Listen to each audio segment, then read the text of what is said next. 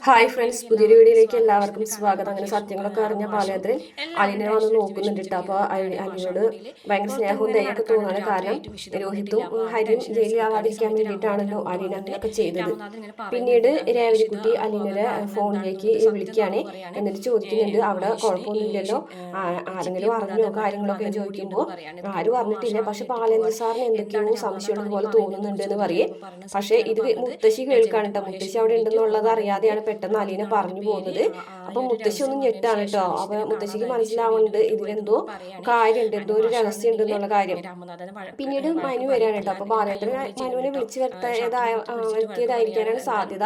എന്നിട്ട് ആ കത്രിക കാണിച്ചു കൊടുക്കുകയാണ്. കണ്ടില്ലേ, ഈ കത്രിക ഇവിടത്തേതാണ്, ഇത് രോഹിത്തിന്റെ മുറിയിലാണ്. എന്തായാലും സത്യങ്ങളൊക്കെ മനുവിന് അറിയാമെന്ന് എനിക്ക് നന്നായിട്ട് അറിയാം. അലീനയുടെ കൈക്കിൽ കുത്തി കയറിയ കത്രികയാണിത്. അവിടെ ഇരുന്ന കത്രിക എങ്ങനെയാണ് അലീനയുടെ കയ്യിൽ കിട്ടുന്നത്? എന്തായാലും കാര്യങ്ങളൊക്കെ ഞാൻ അറിഞ്ഞു, നീ എന്തായാലും അറിഞ്ഞിട്ടും എന്നിൽ നിന്ന് അത് മറച്ചു പിടിച്ചു എന്നൊക്കെ പറയാണേ. അപ്പോൾ മനുവിന് മനസ്സിലാവാണ് കേട്ടോ ബാലേന്ദ്രൻ സത്യങ്ങളൊക്കെ മനസ്സിലാക്കി എന്നുള്ളത്. അപ്പോൾ ബാലേന്ദ്രൻ മനു ആണെന്നുണ്ടെങ്കിൽ ഒന്നും ഇണ്ടാതെ തല കുമ്പിട്ട് നിൽക്കുകയാണേ. ഇതേ സമയം സത്യങ്ങളൊക്കെ അറിഞ്ഞിട്ട് എന്നോളം നമ്മുടെ കമലയുടെ അടുത്തേക്ക് വരികയാണ് കേട്ടോ, ഹരിനെ കാണാനായിട്ട് വൈജയന്തി.